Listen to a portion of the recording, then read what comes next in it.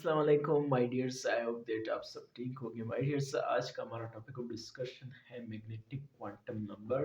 आज हम magnetic quantum number को डिस्कस करेंगे। पिछले लेक्चर्स में हमने इस्मुथल क्वांटम नंबर को डिस्कस किया था। उससे पिछले लेक्चर्स में हमने प्रिंसिपल क्वांटम नंबर और क्वांटम नंबर की डिस्कशन की थी। तो अगर आपने हमारे पिछले लेक्चर्स वॉच नहीं किए या आपको अगर पिछले क्वांटम नंबर के बारे में पता नहीं है तो आप उसको सीखें और लेक्चर्स वॉच करें, ठीक है, ताकि आपको फिर नेक्स्ट आगे समझने में आसानी हो। माय डियर्स, आज हम मैग्नेटिक क्वांटम नंबर को डिस्कस करेंगे। मैग्नेटिक क्वांटम नंबर को हम बेसिकली एम से रिप्रेजेंट करते हैं। मैग्नेटिक क्वांटम नंबर को स्पेशल ओरिएंटेशन क्वांटम नंबर भी आप कह सकते हैं।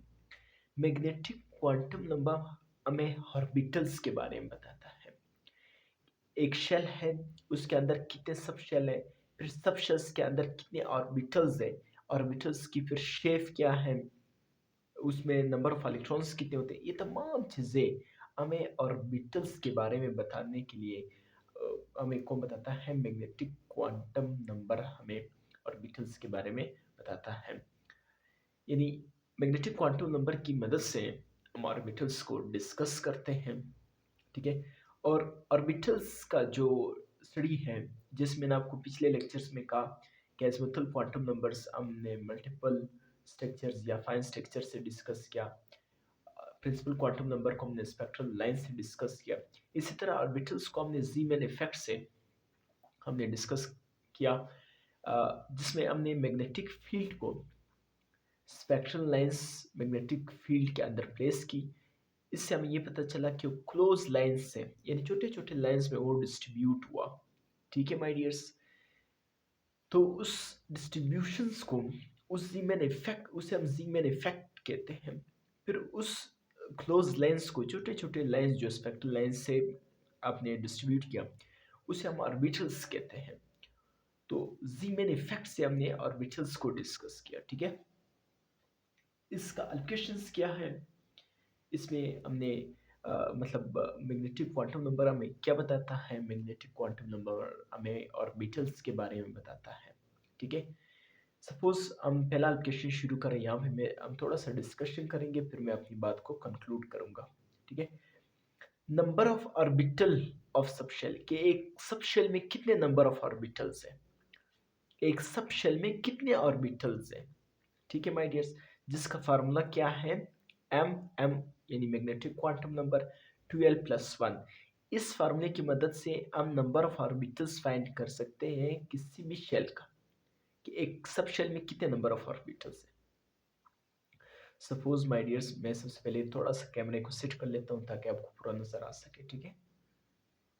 माय डियर्स, मैंने कैमरे को सेट किया है।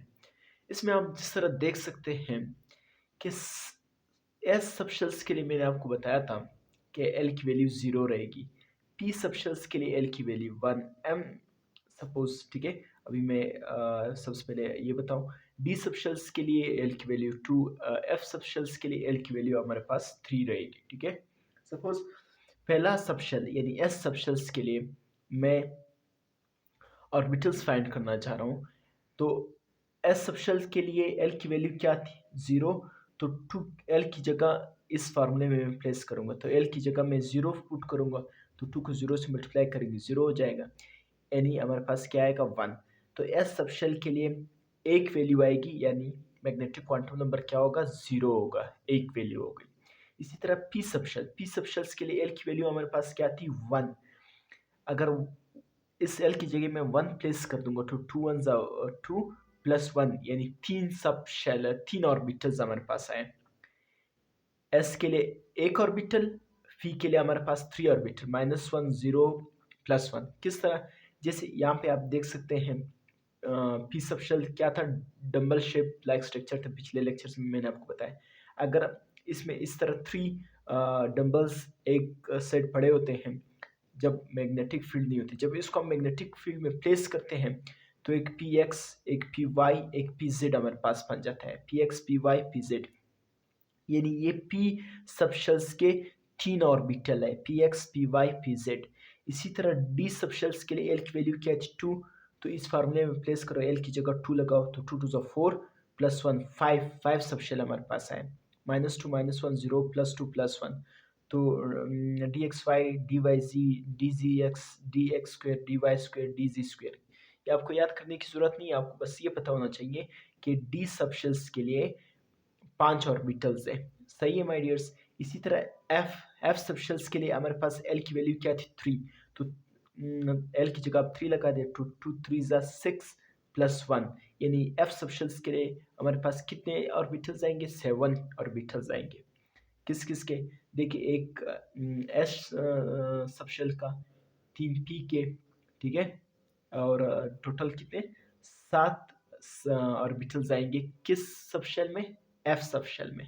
मैं थोड़ा सा कैमरे को सेट कर लेता हूँ, इस पूरी बात को मैं एक सेंटेंस में कंक्लूड करूँगा ताकि आपको समझ आ सके। सिर्फ माय डियर्स बस आपने ये याद रखना है कि एस सब शेल के लिए, यानी एस सब शेल में कितने ऑर्बिटल्स होंगे, एक एस, पी सब शेल्स के लिए कितने ऑर्बिटल्स होंगे, 3, ये आपने याद रखना है। डी सब शेल्स के लिए कितने ऑर्बिटल होंगे, 5, एफ सब शेल्स के लिए कितने ऑर्बिटल होंगे, 7, ये चीज़ आपने याद रखना है। इसी तरह यानी मैग्नेटिक क्वांटम नंबर हमें क्या बताता है, magnetic quantum number my dears हमें ये बताता है कि ऑर्बिटल्स के एक सब शेल्स में कितने नंबर ऑफ ऑर्बिटल्स है, यानी एस शेल में एक ऑर्बिटल है, पी शेल में 3 ऑर्बिटल्स है, डी शेल में डी सब शेल्स में 5 ऑर्बिटल है, एफ सब शेल्स में 7 ऑर्बिटल्स है। इसी तरह अगर आपसे ये पूछा जाए कि शेल में कितने नंबर ऑफ ऑर्बिटल्स है, कि एक शेल में कितने ऑर्बिटल्स है, ये तो हमने सब शेल्स के लिए देखा। अभी हम ये फाइंड करने जा रहे हैं कि एक शेल्स में कितने ऑर्बिटल्स है, एक शेल्स में कितने ऑर्बिटल्स है। तो आपने एन स्क्वायर यानी पहला एन स्क्वायर का फार्मूला यूज़ करना है, पहला शेल तो 1 का स्क्वायर, दूसरे शेल के लिए मालूम करें तो 4, तीसरे के लिए मालूम करें तो 3 का स्क्वायर लो 9, ठीक है। तो क्या पता चला हमें कि पहला शेल्स के लिए एक सब शेल, दूसरे शेल्स के लिए 4 सब शेल, तो 2 टू 4 हो जाएंगे, जिसमें से एक एस का होगा 3 P X P Y P Z. इसी तरह एम शेल यानी 3 होगा, तो 3 का स्क्वायर लो 9, तो क्या हुआ, एक इसका सब शेल, 3 ये सब शेल और 5 डी का, तो टोटल कितने हुए, 9 ऑर्बिटल्स हुए।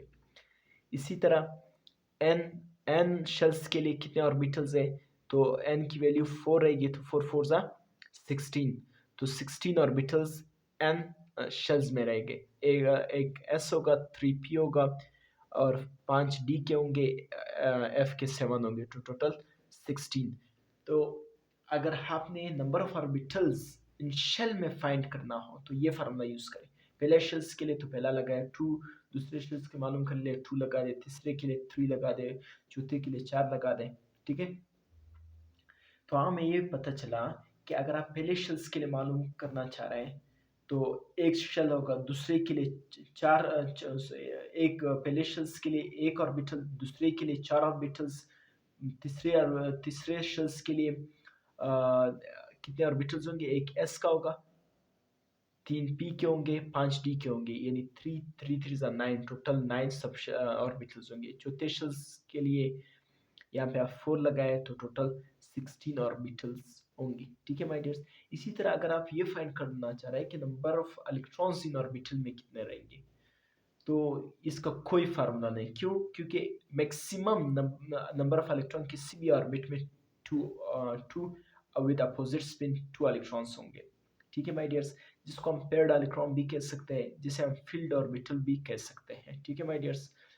तो माय डियर्स आज हमने ये डिस्कस किया कि किसी भी मैग्नेटिक क्वांटम नंबर हमें बेसिकली ऑर्बिटल्स के बारे में बताता है कि एक सबशेल्स में कितने ऑर्बिटल्स हैं, उसका शेप क्या है।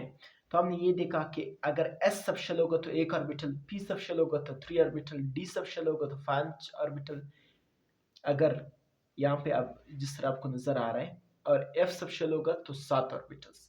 फिर हमने ये देखा कि शेल्स में कितने ऑर्बिटल्स है, तो उसका ये फार्मूला है, पहला शेल्स के लिए लगाओ तो 1, दूसरे के लिए लगाओ 2 to the 4, तीसरे 3 to the 9, ठीक है। इसी तरह अगर आप ये फाइंड करना चाह रहे हो कि और किसी भी ऑर्बिटल में कितने नंबर ऑफ इलेक्ट्रॉन्स हैं, तो उसका कोई फार्मूला नहीं है। मैंने आपको कहा कि किसी भी ऑर्बिटल में मैक्सिमम 2 इलेक्ट्रॉन्स आते हैं विद अपोजिट स्पिन, जिसे हम पेड इलेक्ट्रॉन भी कह सकते हैं, जिसे हम फील्ड ऑर्बिटल भी कह सकते हैं। ठीक है माय डियर्स, तो उम्मीद है माय डियर्स आज आपको हमारा आज का ये लेक्चर समझ आया होगा कि आज हमने मैग्नेटिक क्वांटम नंबर को डिस्कस किया। इंशाल्लाह नेक्स्ट वीडियो में हम अपने नेक्स्ट लेक्चर्स को कंटिन्यू करेंगे। तब तक के लिए अपने उस्ताद वकील अहमद को इजाज़त दीजिए। अल्लाह हाफ़िज़।